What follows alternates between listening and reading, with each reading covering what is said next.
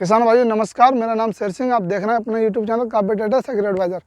किसान भाइयों, हम बात करते हैं मूंगफली में फंगस। आप कैसे उसके लक्षण को कैसे पहचानेंगे और किस तरीके से आप उसको देखेंगे और कैसे आपको उनके बारे में जान पाएंगे कि हमारी फसल में, मूंगफली की जो फसल है उसमें आपको फंगस की समस्या देखने को मिलेगी।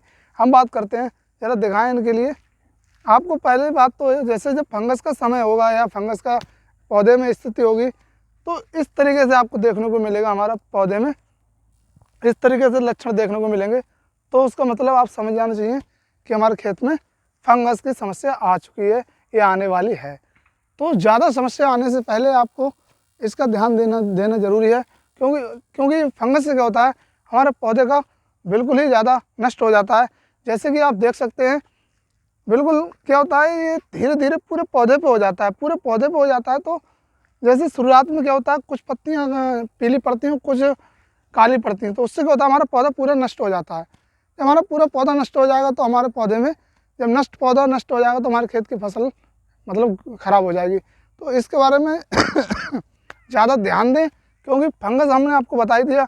इस तरीके से अगर आपको फंगस देखने को मिलेगा तो कि समझें हमारे खेत में अधिक मतलब बीमारी आने वाली है। अब बात करते हैं इस फंगस से आप कैसे बचें। तो हम बात करते हैं दवा के बारे में बताएंगे, उसकी डोज के बारे में बताएंगे और उसका लगाने का सही समय और सही तरीका बताएंगे। ज़रा दिखाएं इधर के लिए।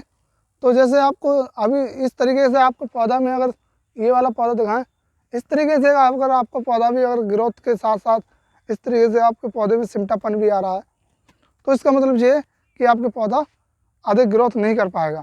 इसका मतलब ये लक्षण है कि इसमें बहुत ही ज़्यादा फंगस हो चुका है। और ये फंगस आने का समय क्या, मतलब क्या तरीका क्यों आता है, उसके बारे में बताते हैं।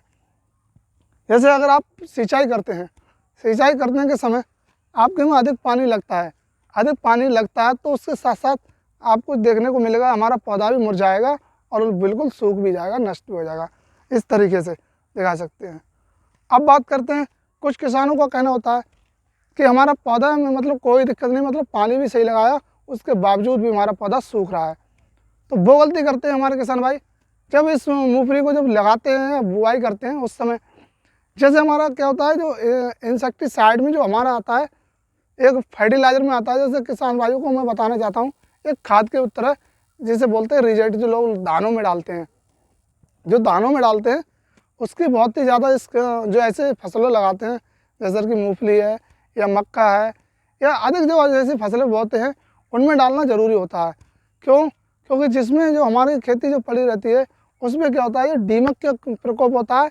एक आती है सफ़ेद सुंडी, जैसे लेट सुंडी बोलते हैं।